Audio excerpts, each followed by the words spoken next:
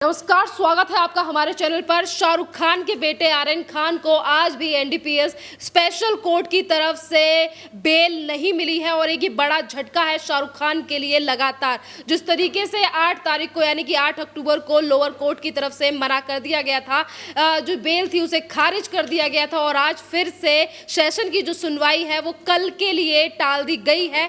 तो इन्हीं सारी चीज़ों पर बात करने के लिए हमारे साथ मौजूद हैं पवन त्यागी जी। और सर से हम बात करें कि एक तरफ शाहरुख खान की तरफ से जो वकील था, पहले सतीश मान शिंदे थे और उसके बाद अमित देसाई को रखा गया, पर उसके बाद भी शाहरुख खान के हाथ और उनके बेटे के हाथ सिर्फ और सिर्फ निराशा लगी है। तो इन्हीं चीजों पर सर से डिस्कस करते हैं और पूछते हैं कि कितनी और मुश्किलें हैं जो बढ़ सकती हैं वो शाहरुख खान और उनके बेटे के लिए। सर, किस तरीके से देखते हैं आपके एक के बाद एक बड़ा झटका ही कहेंगे हम शाहरुख खान के लिए कि पहले लोअर कोर्ट, अब सेशन कोर्ट और आज एनडीपीएस कोर्ट की तरफ से भी कह दिया गया है जो अर्जी जो आज सुनवाई हो रही थी वो कल के लिए टाल दी गई है। कितनी और मुश्किलें बढ़ने वाली हैं शाहरुख खान और उनके बेटे की? देखिए, जिस तरह का जुर्म ये किया है आर्यन खान ने, ये छोटा नहीं है।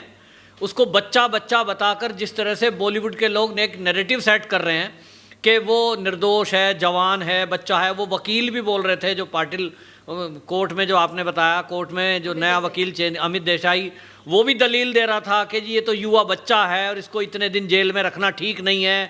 क्यों भाई?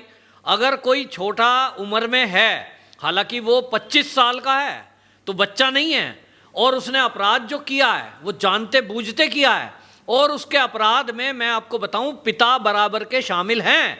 क्योंकि अगर कोई पिता अपने बच्चे के लिए ये कह रहा है, किसी दुनिया के कोई बच्चे के बारे में क्या सोचते हैं, मेरा बेटा बड़ा होकर इंजीनियर बने, डॉक्टर बने, प्रोफेसर बने, और वो क्या कह रहे हैं कि मैं चाहता हूं मेरा बच्चा ड्रग ले। इसका मतलब तो जितनी सजा आर्यन खान को मिल रही है उसके पीछे कहीं ना कहीं शाहरुख खान है। तो शाहरुख खान की वजह से ये सजा मिल रही है। अगर शाहरुख खान ने ये कहा होता कि मेरे बेटे को मैं डॉक्टर इंजीनियर बनाऊंगा, आर्मी में उसको देशभक्त बनाऊंगा, तो नतीजा कुछ और होता। लेकिन आज की डेट में जब आर्यन खान शिकंजे में आया है तो निश्चित रूप से एक एक व्यक्ति वो पकड़ा जाएगा जो बॉलीवुड में नशाखोरी करने और कराने के लिए दोषी है। इसके मामले में जैसा आपने कहा कि उसको अभी सुनवाई पूरी नहीं हुई, और इसलिए जो उम्मीद कर रहे थे कि नया वकील आएगा, वो तो हिट एंड रन केस में छुड़वा चुका है सलमान को, इसे भी छुड़वा के ले जाएगा। आज की डेट में बता रहा हूं कि हिट एंड रन केस को आप दोबारा खुलवा दो, अगर सलमान खान जेल से निकल जाए तो मेरा नाम बदल देना। किसी तरह से गवाह, सबूत और सब पैसे से खरीद लिए गए थे। बहुत प्रेशर हुआ था, और उस समय भी इनको तो अहंकार इतना है इन खानों को कि हमारा तो इस देश में कोई कुछ कर ही नहीं पाएगा। तो ये हैंकड़ी इनकी दूर हुई है। जो किंग खान के वकील ये कह रहे थे कि इनके पास तो इतना पैसा है, ये क्रूज खरीद सकते हैं, लेकिन ये हमारे देश की न्यायपालिका को नहीं खरीद सकते, ये हमारी न्यायपालिका ने आज सिद्ध कर दिया है। और मैं आपको बता रहा हूं कि अभी जिस तरह की दलीलें एएसजी की तरफ से रखी गई है, यानी सरकारी वकील की तरफ से, जो एनसीबी के वकील हैं, उन्होंने बहुत बढ़िया दलीलें रखी हैं और उन्होंने खुलासा किया है कि आर्यन खान के तार विदेशों से जुड़े हुए हैं, जिस मैटर पर अभी जानकारी जुटाना अभी बाकी बच रहा है।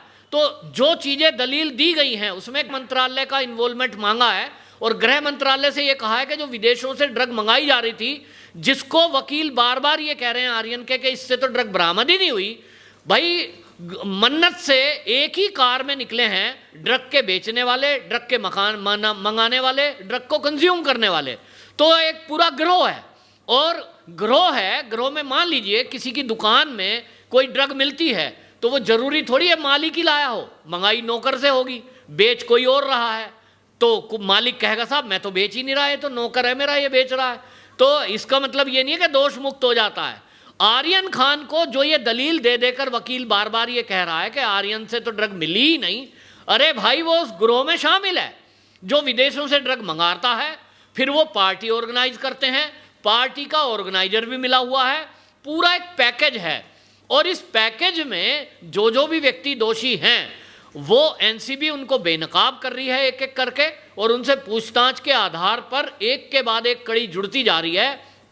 मेरा अनुमान ये है कि जो कड़ी सुशांत सिंह राजपूत की मौत के बाद छूट गई थी, क्योंकि उस समय आप याद करिए जिस तरह से रिया चक्रवर्ती गिरफ्तार हुई थी और कई चैनल, जिसमें आज तक चैनल ने तो बाकायदा अनकट 1 घंटे का उसका इंटरव्यू दिखाकर उसको बेचारी सिद्ध करने की कोशिश की थी।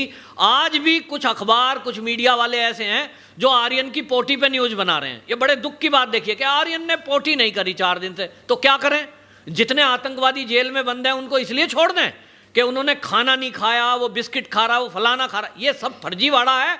और ये बिकाऊ मीडिया जो हैं इस तरह के, ये एक नैरेटिव सेट करना चाहते हैं, लेकिन कोर्ट पे इन चीज़ों से फर्क पड़ता नहीं। और एनसीबी के जो अधिकारी हैं, स्पेशली समीर वानखेड़े, उन पे भी इन बातों का कोई फर्क पड़ता नहीं। और उन्होंने दिखा दिया है कि ये बदलता हुआ भारत है। अब माहौल बदल चुका है।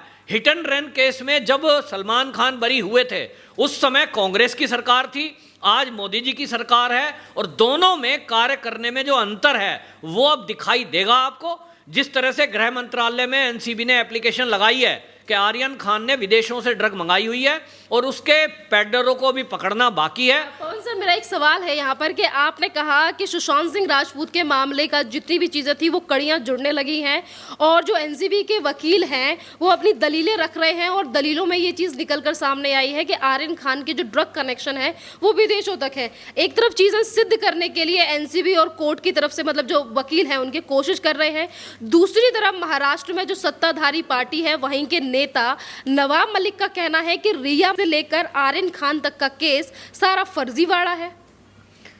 देखिए, जो नवाब मलिक का बयान है, नवाब मलिक भी कौन है? मैं तो कहता हूँ इस तरह के बयानबाजी जो दे रहे हैं लीडर, एक मंत्री होते हुए सरकार में बैठा हुआ व्यक्ति अगर इस तरह का बयान देता है कि जिससे अपराधियों का सपोर्ट मिलता हो अपराधियों को, ऐसे व्यक्ति के खिलाफ भी केस दर्ज होना चाहिए। और ये बयानबाजी करने वाले लोग ये समझ लें, ये बार बार समझ लें, नवाब मलिक और उनके जैसे लोग, इस पर तो उद्धव ठाकरे को एक्शन लेना चाहिए था। क्योंकि जो ये ड्रग वाले धंधा करने वाले लोग हैं, ड्रग के सप्लायर, इसके जो पैसे हैं बेचकर जो कमाते हैं वो आतंकवादियों तक जाते हैं, और आतंकवादियों के जेब में पहुंचा हुआ हर पैसा वो हमारी सेना के विरुद्ध, देश के निर्दोष लोगों के विरुद्ध इस्तेमाल होता है गोली और गोले के रूप में। तो जो लोग नवाब मलिक जैसे इनके पक्ष में बयानबाजी कर रहे हैं कि ये केस फर्जी है, ये एनसीबी के अफसरों का अपमान है। हमारे देश की संवैधानिक संस्थाओं पर ये सवाल उठाकर कहीं ना कहीं कानून का उल्लंघन है, और न्यायपालिका को भी ये मजाक बना रहे हैं। नवाब मलिक जी के कहने से अगर ये मान ले कि ये रेड फर्जी है, तो क्या हमारे देश के जो न्यायपालिका में बैठे हुए जज साहब हैं, क्या उनको ये नहीं पता कि वहाँ सारी दलीलें हो चुकी? तो इसका मतलब उन्होंने दोष माना है, तभी तो 10 दिन से ऊपर हो गया आज, और वो जेल से नहीं छूटा। एक रईस बाप का बेटा जो इतनी तड़ी में था कि मैं तो 1 घंटे में छूट जाऊंगा, आज उसको 10 दिन हो गए। तो ये तब है जब जज साहब ने, न्यायपालिका ने ये सबूत और गवाहों के बेस पर देख लिया है कि मामला गंभीर है, और ऐसा लग रहा है कि अब ये आसानी से छूटना नहीं है। अब जितनी दलीलें बची हैं, जिसमें अब गृह मंत्रालय की भी इन्वॉल्वमेंट होगी, निश्चित रूप से मैं कह रहा हूं कि ये मन्नत तक तार जाएंगे, क्योंकि गाड़ी मन्नत से निकली थी जिसमें उस क्रूज में सवार होने वाले 4 लोग थे। अभी तो चौथा कौन है उसकी जांच बाकी है।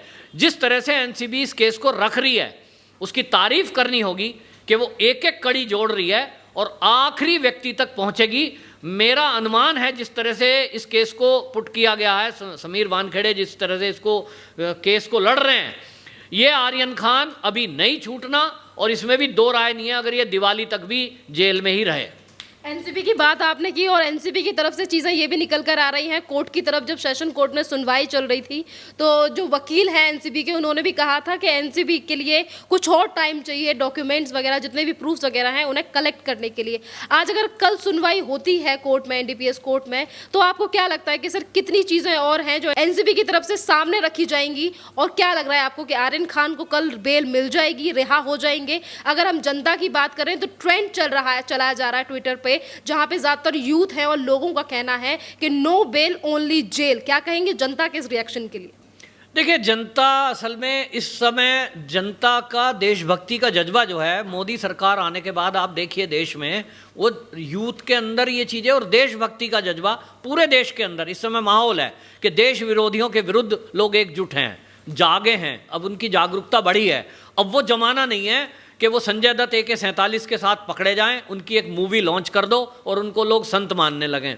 तो इस समय लोग जागरूक हैं, लोगों का जो कहना है कि नो बेल, वो वाकई में इसलिए है कि एक अगर एक्टर का बेटा जिसको लाखों लोग फॉलो करते हैं और जो किंग खान कहनाने वाला उसका बाप है, जिस तरह की ड्रग पार्टियां खुलेआम मुंबई में होती हैं उसमें ये यूथ को बिगाड़ रहे हैं, नशे की तरफ धकेल रहे हैं, तो ऐसे लोगों का छूट जाना वो दुर्भाग्यपूर्ण होगा। और इसलिए जो ये ट्रेंड चलाया जा रहा है ये वाकई में बढ़िया है कि ऐसे लोग छूटे नहीं, इससे ये पता लग रहा है। दूसरी बात, इस देश का यूथ इस समय गुस्से में है कि जिन लोगों को ये लोग फॉलो कर रहे थे इसके अंदर इतनी गंदगी है। अब जब मंत्रालय की इन्वॉल्वमेंट होगी निश्चित रूप से इसमें इंटरनेशनल तार जुड़ रहे हैं, और इंटरनेशनल तार जब जुड़ेंगे तो ये भी खुलासा होगा कि ये जो बॉलीवुड के एक्टर एक्ट्रेस जो जाते हैं विदेशों में ये करने क्या जाते हैं, इनकी असली हकीकत खुलेगी तभी। ये जाते हैं इवेंट्स के नाम पर, लेकिन वहाँ इवेंट्स के नाम पर कोई 20 बैग लेके नहीं आता है, जो कि शाहरुख खान एक बार आया था और इन्हीं वानखेड़े ने एयरपोर्ट पर पकड़ा था जब वो एक्साइज के उसमें डिपार्टमेंट में थे। तो 20 बैग में क्या जाता है भाई? तो ये सब चीज़ें अभी खुलना बाकी है। आर्यन खान की मुश्किलें ख़त्म नहीं हो रही हैं, अभी इंटरनेशनल गिरोह का पकड़ा जाना जरूरी है। और अभी वो चौथा जना कौन था मर्सिडीज गाड़ी में जो मन्नत से निकलकर आर्यन खान के साथ क्रूज तक पहुंचा, उसका पता लगाना जरूरी है, और इसलिए बेल नहीं होगी। बहुत बहुत धन्यवाद त्यागी जी।